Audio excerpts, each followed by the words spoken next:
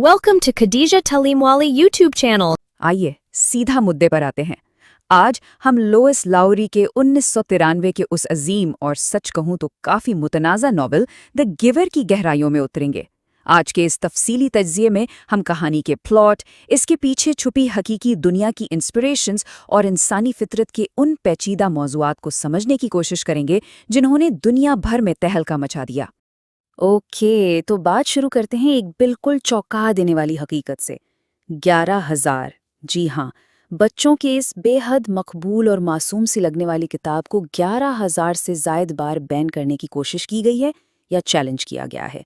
आखिर इसमें ऐसी क्या बात थी जिसने मुख्तलिफ सर्कल्स को इस कदर परेशान कर दिया? इसी सवाल का जवाब ढूंढने के लिए हम आज की इस गुफ्तगू में सेंसरशिप के पूरे तनाज़े, कहानी के फ़र्ज़ी मुआशरे, मुसन्निफ़ा के पस मंज़र, इस किताब के बुनियादी असबाक़ और आखिर में उस अंजाम को एक्सप्लोर करेंगे जिस पर लिटरेचर की दुनिया में आज तक बहस जारी है। तो चलिए सबसे पहले बात करते हैं सेंसरशिप के तनाज़े की और देखते हैं कि आखिर अफराद और मुख्तलिफ ग्रुप्स ने इस नॉवल को स्कूल्स और लाइब्रेरी से निकलवाने के लिए इतना शदीद रद्द-ए-अमल क्यों ज़ाहिर किया। अब इस बात को समझिए, इन पाबंदियों की वजूहात का तनव्वु वाकई हैरानकुन है। अगर हम कैलिफोर्निया से लेकर मोंटाना और कैंसस तक की रिपोर्ट्स देखें तो यूथनेजिया, नौज़ायदा बच्चों के कत्ल और ख़ुदकुशी जैसे निहायत संजीदा मौज़ूआत की वजह से इस किताब पर पाबंदी की मांग की गई। ये सब ऐसे मैच्योर थीम्स हैं जो आमतौर पर बच्चों की किताबों में नहीं देखे जाते, इसीलिए वालिदैन और आम लोगों ने इस पर शदीद एतराज़ किया। इन सब एतराज़ात के जवाब में मुसन्निफ़ा लोइस लाउरी ने आज़ादी इज़हार का एक बेहतरीन और मजबूत दिफा किया।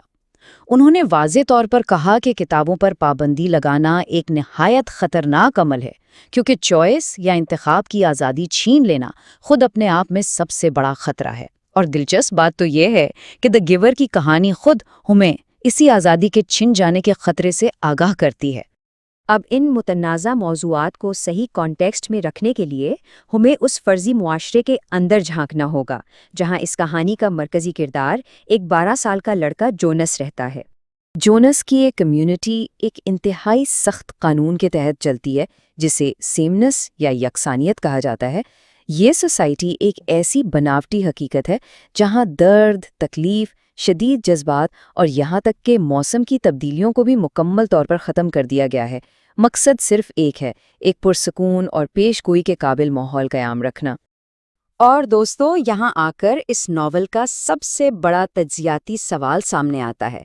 एक तरफ तो एब्सोल्यूट सेफ्टी और मुकम्मल हिफाजत है, लेकिन उसकी कीमत क्या अदा की जा रही है? दूसरी तरफ रंगों, जज्बात, मोहब्बत और ज़ाती आज़ादी का मुकम्मल ख़ात्मा है। इस मुआशरे में टोटल सेफ्टी तो हासिल कर ली, मगर अपनी इंसानियत की रूह को खोकर। जैसे जैसे जोनस को अपने इस पुरअमन मुआशरे के पीछे छुपी डार्क हकीकत का पता चलता है तो सस्पेंस और बढ़ जाता है। यही वो अनासिर हैं जिनकी वजह से असल दुनिया में इस किताब पर एतराज़ात उठाए गए। मिसाल के तौर पर नौजवानों के जज्बात को दबाने के लिए उन्हें लाजमी गोलियां खिलाना और शहरियों को तिब्बी तौर पर मौत के घाट उतारना, जिसे वो लोग रिलीज़ कहते हैं। ये सब इस बात की निशानदेही करते हैं कि मुकम्मल कंट्रोल कायम रखने के लिए सोसाइटी ने कितने ज़ालिमाना फ़ैसले किए। अब आते हैं अपने तीसरे हिस्से पर, जहां हम मुसन्निफ़ा लोइस लाउरी के बारे में जानेंगे। इस किस्म का डिस्टोपिया आखिर कहाँ से पैदा हुआ? इसे बेहतर समझने के लिए उनके अपने हालात ज़िंदगी पर रोशनी डालना बहुत ज़रूरी है। लोइस लाउरी की ज़िंदगी तारीख़ी तस्सादुम और ज़ाती गमों से भरी रही।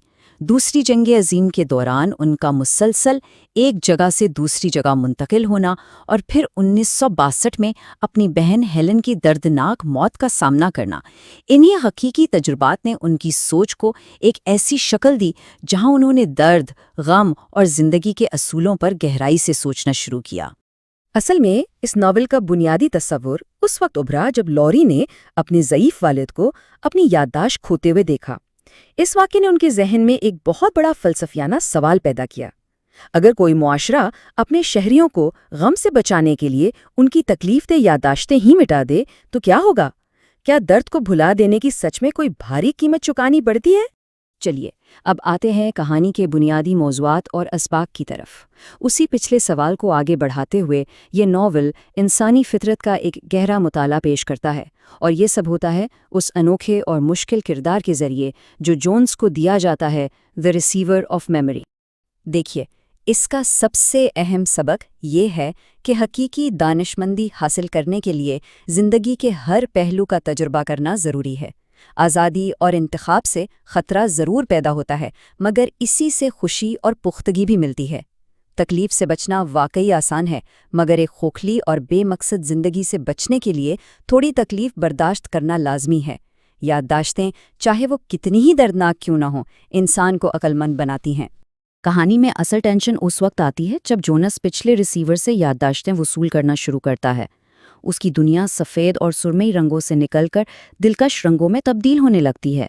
जब वो पहली बार सुर्ख रंग को देखता है, जंग की तकलीफ को झेलता है और बर्फ़ या मौसीकी की खुशी को महसूस करता है, तभी उसे समझ आती है कि जिस यकसानियत को वो लोग परफेक्ट समझते थे, उसकी बुनियाद कितने बदतरीन झूठ पर रखी गई है।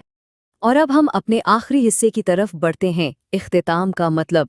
इस नई हकीकत का इंकिशाफ बिल-आखिर जोनास को गैब्रियल नाम के एक छोटे बच्चे के साथ इस कम्युनिटी से भागने पर मजबूर कर देता है, जो हमें लिटरेचर के सबसे मुतनाज़ा और बहस तलब अंजाम की तरफ ले जाता है। कहानी के आखिर में जब जोनस एक बर्फीली पहाड़ी से नीचे स्लेड पर जाता है और सामने रोशन खिड़कियां और मौसीकी देखता है, तो यहाँ पर कहानी एक बिल्कुल खुले अंजाम पर छोड़ दी जाती है। अब सवाल ये है कि क्या ये एक ठंड से जमती हुई, मरती हुई हालत का एक दर्दनाक वहम है, या सच में एक नई और महफूज जगह, जिसे एल्सवेयर कहा गया, वहाँ तक पहुँचने की कामयाबी? ये इब्हाम इस कहानी के असर को कहीं ज़्यादा मजबूत कर देता है। तो आखिर में आज का ये तज्ज़िया हमें एक अजीम कश्मकश के साथ छोड़ता है, जिस पर सोचना बहुत ज़रूरी है। क्या इंतखाब और यादाश्त का भारी बोझ एक ऐसी कीमत है जो एक जज्बा और सच्ची आज़ादी वाली ज़िंदगी के लिए अदा करनी चाहिए, या फिर फिक्के और बेहिस तहफूज के साथ गुजारी गई ज़िंदगी ही बेहतर है? यही वो गहरा सवाल है जो इस कहानी को आने वाली नस्लों के लिए भी हमेशा जिंदा रखेगा। Thank you for watching Khadija Talimwali YouTube channel.